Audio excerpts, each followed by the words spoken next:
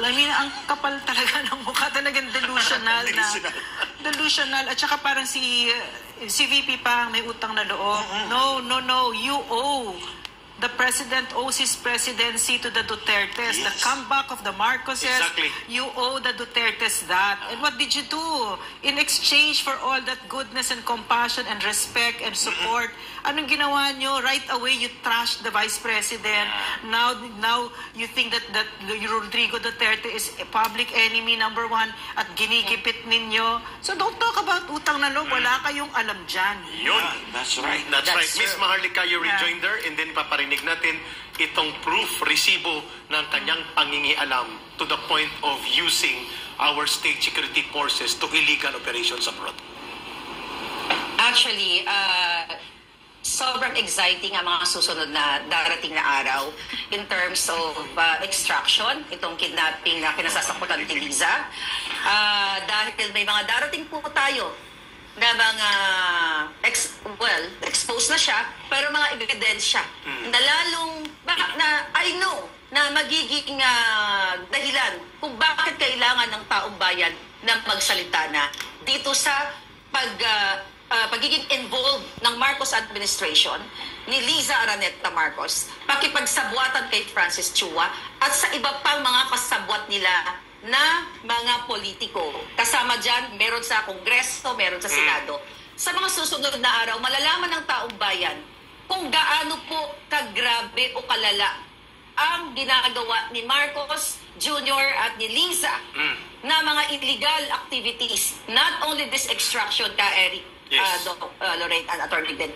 Sobrang hindi nyo kakayanin ang involvement ng gobyernong ito, ng bangag ng administrasyong ito sa pag-uubos ng pera ng bayan at pagpasok at paglabas ng droga at ng kung ano pang mga illegal o mga smuggling, mapapunta sa kotse, kung ano-ano pang mga illegal na pinapasok nila sa taong bayan.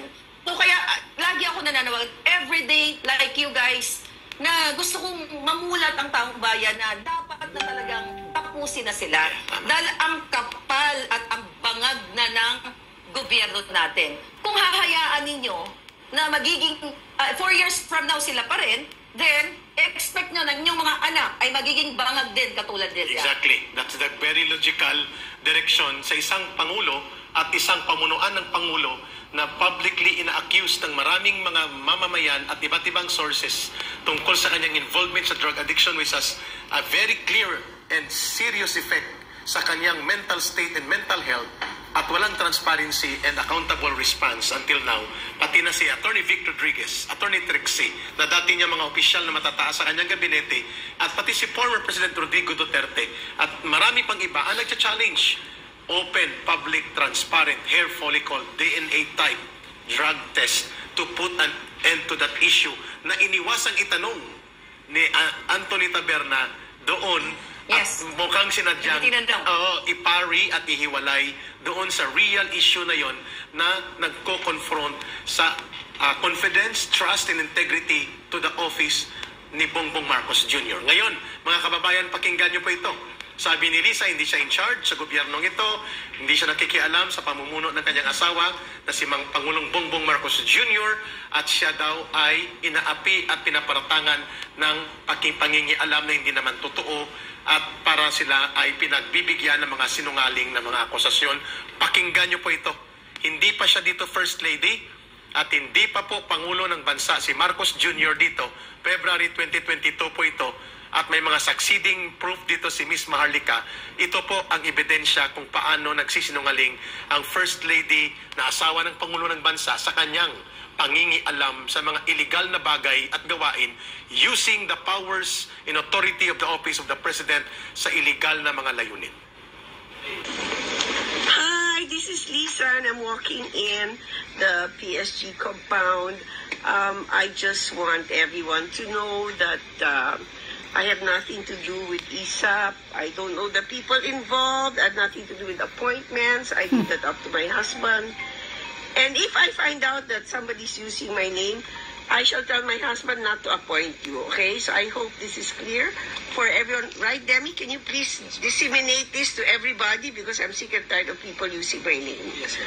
Okay, thank you very much. Bye. Hindi pa po ito yung extraction na tinawagan niya. Hi, Lourdes, asawa ni Secretary Louis. Teddy Boy Locsin. Louis. Oh, si Lourdes ang Louis. pangalan, di ba? Oo. Louis. Lourdes ang pangalan. Oo, Yeah. tama. So, dito muna, habang inahanda natin yung nakakarimarim at nakakatakot na panggagamit sa Intelligence Service of the Armed Forces of the Philippines, not by the Commander-in-Chief, mandated by law, na siyang may otoridad sa ating mga armed forces and security forces, but by the First Lady. Ito naman ay si Major General Ramon Sagala Jr. Yata itong sa likod niya, PSD Commander, si Demi. At ito ay sinasabihan niya na ginagamit daw ang pangalan niya, pero nagbibigay siya ng instruction na kapag nalaman ko na ginagamit ang pangalan ko, sasabihan ko ang presidente, ang asawa ko na hindi kayo i-appoint. Nakakahiya. So, she contradicts herself here. You know, that's nakakahiya kasi my father's a politician, no? So my mother died early, so I was like his partner, his politician's wife, no?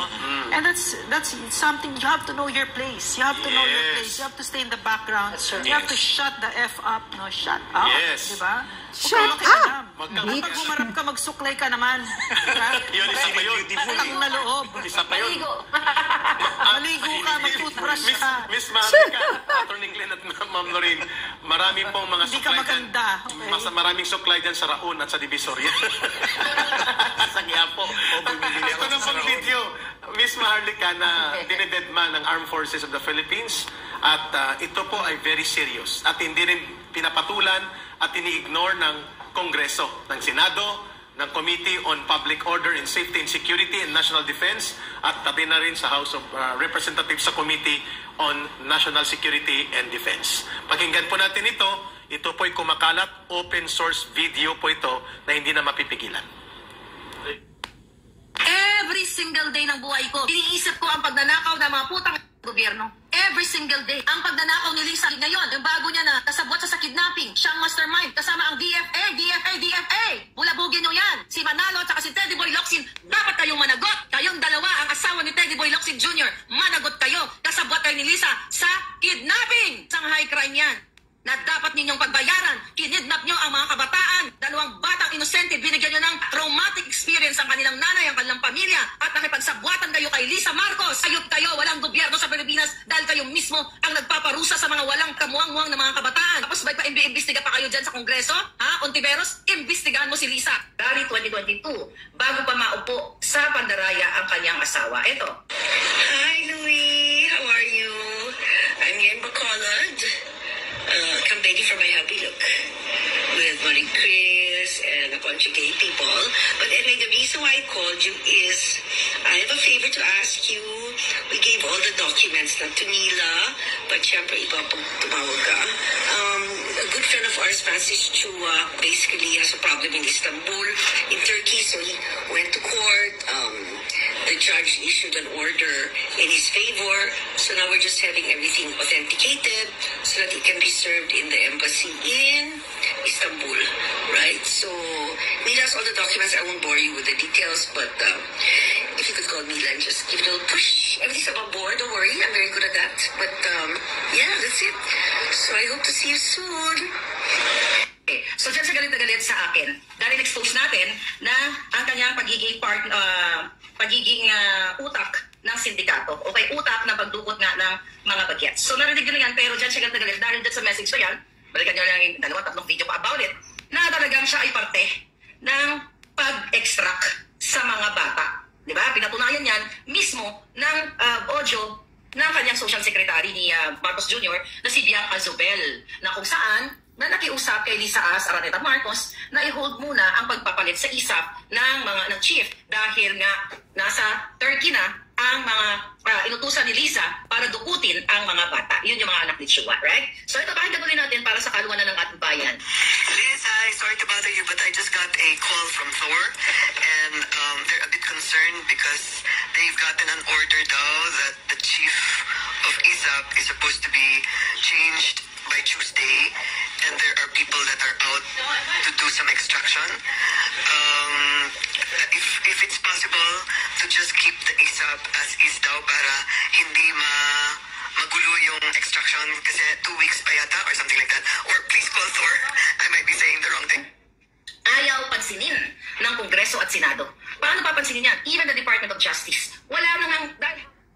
Mga kababayan, ito po ay very serious. Shocking. Hindi po pwedeng tumahimik dito ang Armed Forces of the Philippines. Correct. Nag-usap kami ni Ma'am Lorraine, Yeah. Miss Maharlika at ni Attorney Glenn Chong sa ating live area dito sa Pilipinas nating mahal.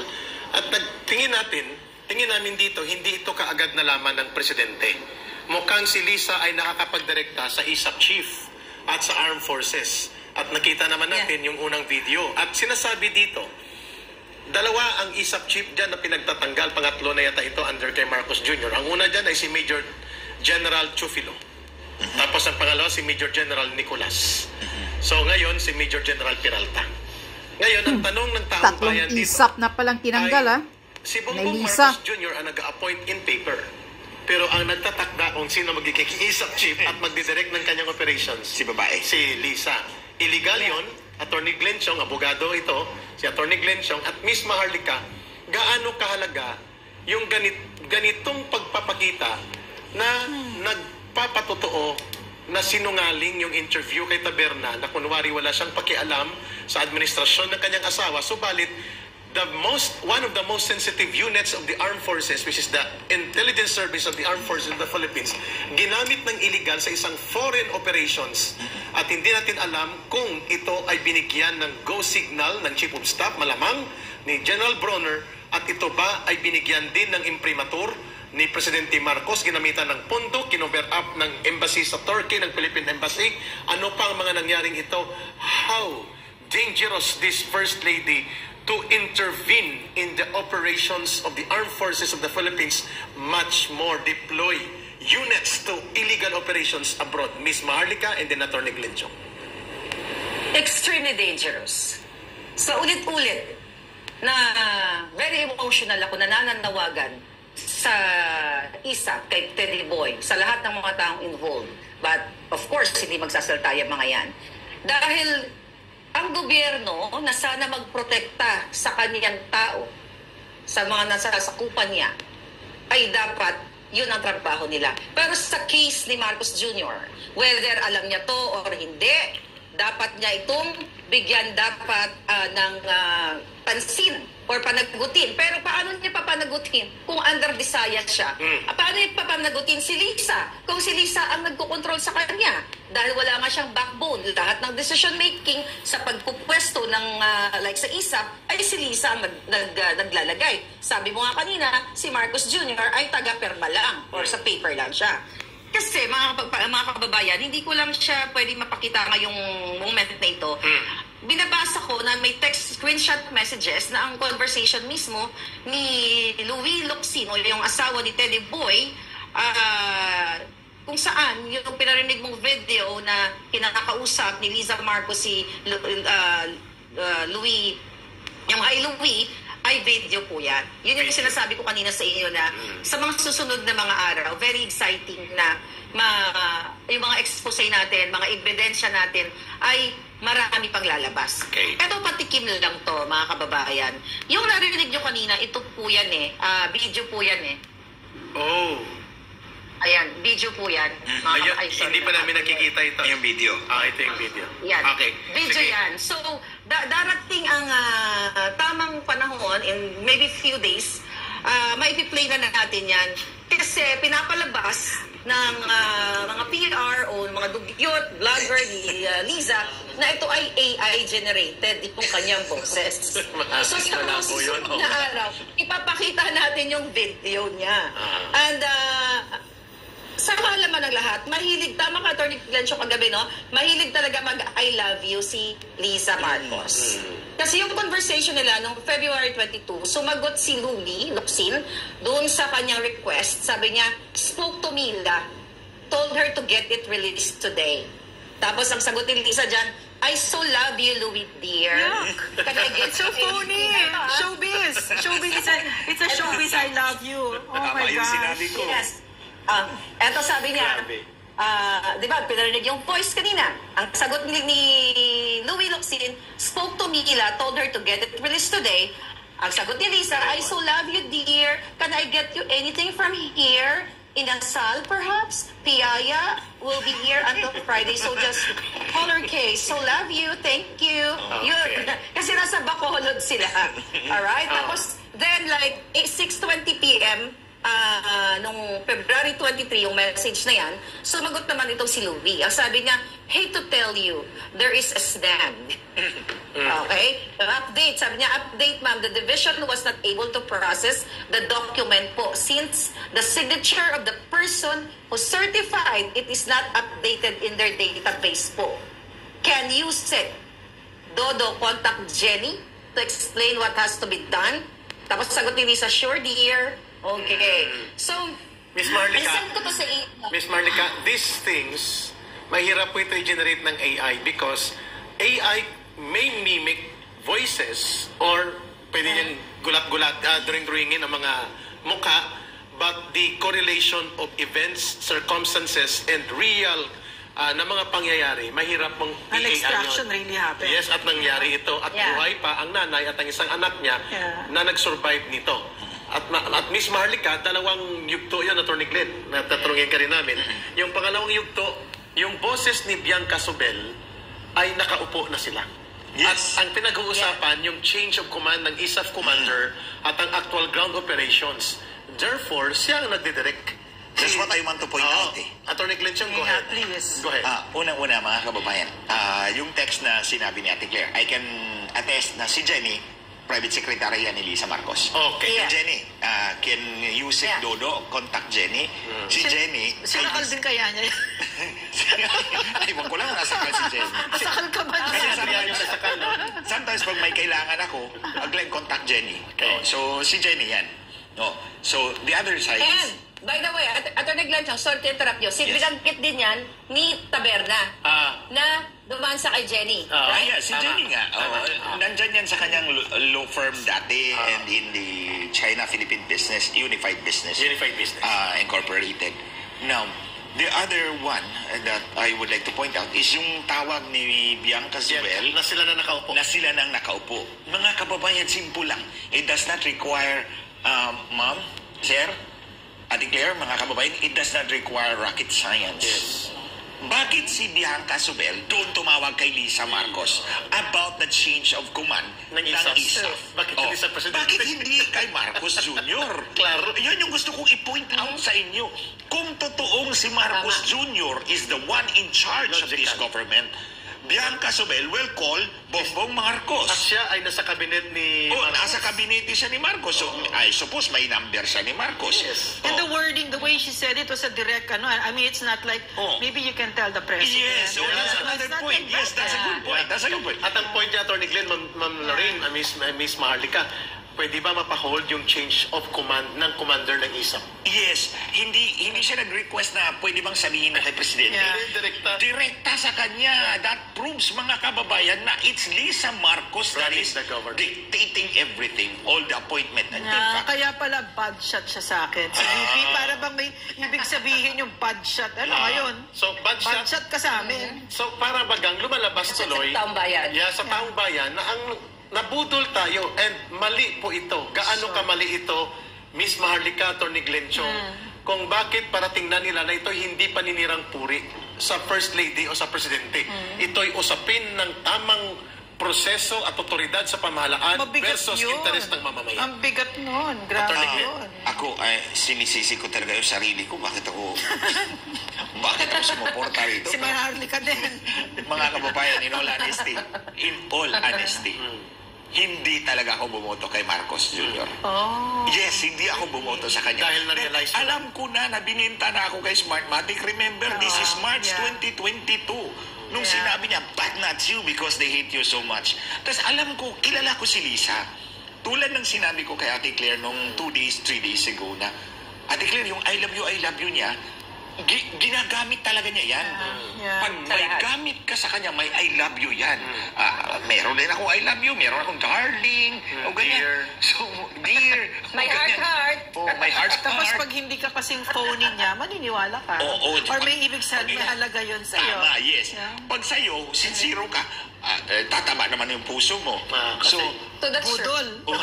nabudol nga tayo eh. Ako, I must admit, nabudol talaga ako, but At the end of the day, hindi talaga ako bumoto sa kanya. Kasi naramdaman ko na yun eh. Sabi nga ni Lisa, di ba, sa interview niya, pag budget ka sa akin, hindi na kita sasagutin. Hindi kita kakausapin. Which is dangerous yun. Kasi may kaakibat na paggamit ng poder na mananagot ka sa akin, Hindi, lagot ka sa tawagan akin. niya sa Romania eh.